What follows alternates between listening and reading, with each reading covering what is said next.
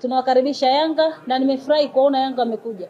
Ujue baada ya kuona ile mechi dhidi ya Azam ambao walicheza, walipotoka pale uwanjani nikaanza kusikia makelele, kocha hatumtaki, sio, nikasema sio, kashangaa watu wamegoma kuja. Kwa hiyo naamini hakutokuwa na visingizio. Jana nilikuwa nasikia wanaongea wanasema masaa 72 hayajaisha. Jamani, anzeni kumaliza visingizio vyenu mapema.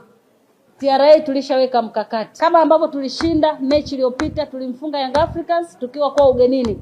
Kwa hiyo kesho tunaanza mechi yetu tukiwa nyumbani. Wapinzani wetu kama wana ratiba ya kumfukuza kocha, basi wamfukuze kocha leo.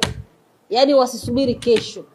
Kwa sababu tumeshasikia mechi ile iliyopita watu wameshaanza kulalamika kocha afai.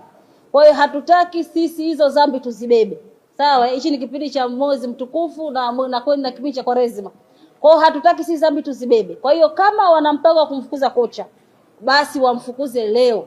Ili kesho sisi TRA tukifunga wanabaki katika kazi moja tu ya kupaki vitu vyake. Na uzuri Arusha tuna airport ambazo zina ndege za kimataifa. Ukitaka kwenda Kia, sawa, ukitaka kumsafirisha kupitia Arusha airport, sawa. Kwa hiyo ambacho nataka niwaambie kwamba siku ya kesho yoyote ambaye anajua kabisa kwamba anataka kumfukuza kocha, basi aanze kumfukuza leo, kwa sababu kitu kikubwa ambacho tumekipanga ni kwenda kuwapa furaha mashabiki zetu na hatutanii.